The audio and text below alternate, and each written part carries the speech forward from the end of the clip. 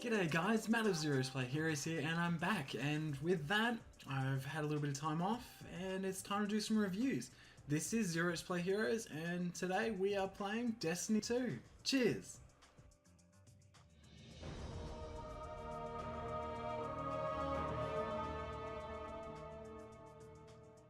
Destiny 2, another of 2017's big name titles, was recently released on PC, albeit on a delayed schedule from its initial console release. A full 6 weeks before PC actually got this game. I've played this game for a bit now and figured it was time to look at it critically, break it down to its elements. So describing Destiny 2 is an always online, persistent multiplayer sandbox shooter. The game world is broken up into a few world maps, a player hub, PvP queue, and dungeon/raid queue.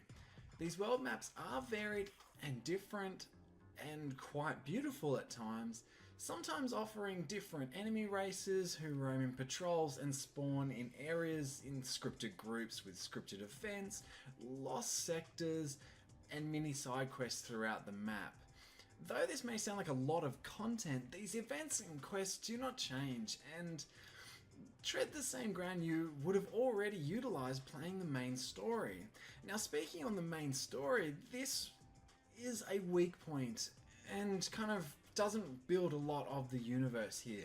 The main story drags you through each of these worlds to follow a breadcrumb path to complete what is a rather weak storyline. This story includes all the voice characters at some point and only really hits any high point or intrigue in the last battle, trotting out several of the more played out of Bungie's storytelling repertoire/gameplay process. This includes an early section where you are weakened without your light or your power or whatever you want to call it, has a tank vehicle combat section, and a special ability unlock. Each of these parts can be played with bugs, plays rather poorly at times, and due to the nature of the actual gameplay of Destiny, run and gun style, and the sandbox element in which you play in, it kind of destroys pacing, oddly going fast and slow and just really disjointed. Playing this content begins to become rather dry and unfulfilling shortly after you complete the rather short single player campaign and are hamstrung by weak endgame content. This feels more like a grind than I've felt in a lot of other MMOs or games in general. It hits hard in this game and hits hard and fast, really, with a soft cap of the power level 265 becoming a very easy level to hit and really a considerable grind attached to that afterward. Now, Destiny's stronger points is in its combat. Specifically, the shooting mechanics are really well implemented in Destiny 2, with a range of varying weapons with adjustable attributes that react differently, sound and look unique, and feel generally better and strong within this game. Choices of weaponry certainly feels more meaningful, especially in the PvP side of things, where using the weapons you feel more comfortable with certainly does come to being rather useful in that PvP setting. PvP itself, the combat scales the weapon damage, which is fantastic, where a level 1 character is just as effective as a well-geared level 20 character, which level 20 being the cap at the moment. This is a real positive for Destiny 2, and it's easily the strongest part of the game. It's easy to jump in and play in the PvP. Special abilities within PvP are actually rather well balanced, and some are more useful against player characters, whereas others are actually more useful in the game world itself. The user interface, however, is poor within Destiny 2. It's unintuitive for PCs, poorly ported over from consoles, and really only works well with a controller. Navigating this game with that controller is a lot easier than the traditional PC keyboard and mouse. There's lack of effort and kind of, I guess, ignorant design as such. Feels like a real misstep and is frustrating as a PC gamer and feels like a little bit of a to the PC gaming community. Now, this design, along with significant time spent in the loading screens, actually kind of disjoints this, as I was stating before about pacing, disjoins the open world side of the content and the faster paced shooting, running gun mechanics the game is celebrated for. Sound design and visually wise, for the most part, Destiny 2 presents itself rather well, with combat-based swelling of the soundtracks, impressive sound design and cues, separating gunfire sounds from others, the sounds of enemies scurrying behind cover, and the impressive effects demonstrated throughout the gameplay are actually rather well enjoyed. Visually wise, the game is pretty. Lifeless, yet vibrant. It's an odd one to describe, but there is a living element that feels missing in these environments. The character design is solid, with armor sets and weapons having unique looks and animations. However, there is a true uniformity to the enemy designs that doesn't exactly excite the player after a while playing.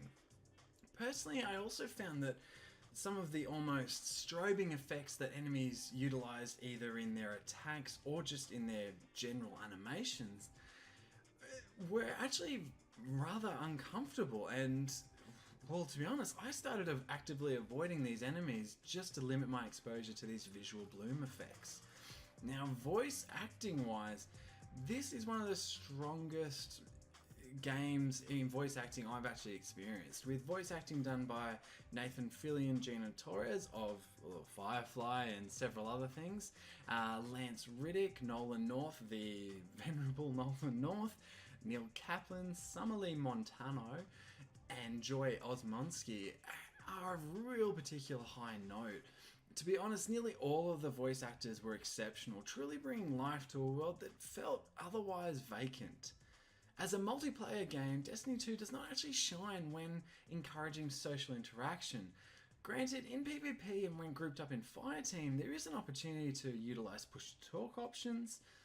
There are several missteps though that truly stand out and must be discussed. First and foremost, creating a guild is completed outside of the game. Outside of the game. Completely. Not even in the Destiny loading screen, not in Battle.net launcher, but by logging into a Destiny 2 website. This is dumbfounding. This feels like it's 2017, this should exist. Just for reference, and for those who may not know, Battle.net launcher also hosts World of Warcraft. You know, the measuring stick of MMOs that has been around for over a decade, and you've been able to make guilds from its initial launch within the game. That is honestly hard to fathom at this point. Okay, mini rant aside, Destiny 2 does not encourage the social interactions that other more established MMOs do, and this has to be called out. When you do manage to get a group or fire team together, the content within Destiny 2 is infinitely more enjoyable, where the mundane tasks and never changing enemy patterns are sidelined by these social interactions. I was fortunate enough to actually enjoy the majority of this game with a friend, main story and the general world exploration. And this, in my opinion, is the best way to truly enjoy Destiny 2. That is caveat depending on your friend. Bringing it all together though, Destiny 2 is a good, not great game. Gone is the hype of the original, the interesting origin story, and the somewhat engagement to the new world around you. And this has been replaced with a shallow trope of powers lost and regained redemption story that fails to have any impact narratively, emotionally, episodically, or even on the lore itself. The stakes are never truly realised. The plot holes are so enormous that the importance of the protagonist feels trite, and all of the characters, player or otherwise, come across as half-baked or rather shallow. As an MMO, there is a lot more. There's not a lot of content here. There should be a lot more. Becoming very repetitive very quickly. Begging the question, with the season pass now being advertised, were we again sold part of a larger game? And at this point, I'm more than inclined to state yes, we were. Destiny 2 is more of a reimagining, a remaster, a second go at the original title.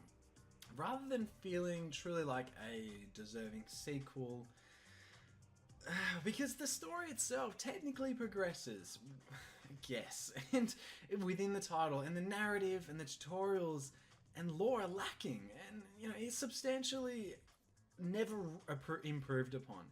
There is a significant assumption of knowledge on the player, whether you've played Destiny 1 or not, to have played the original Destiny.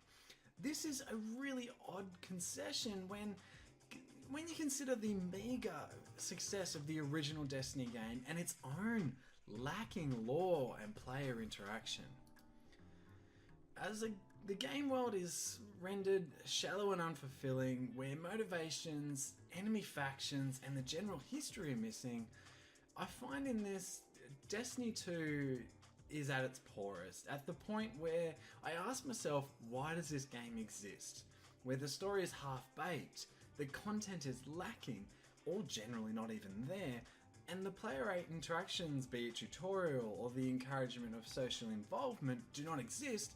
Why does Destiny 2 exist?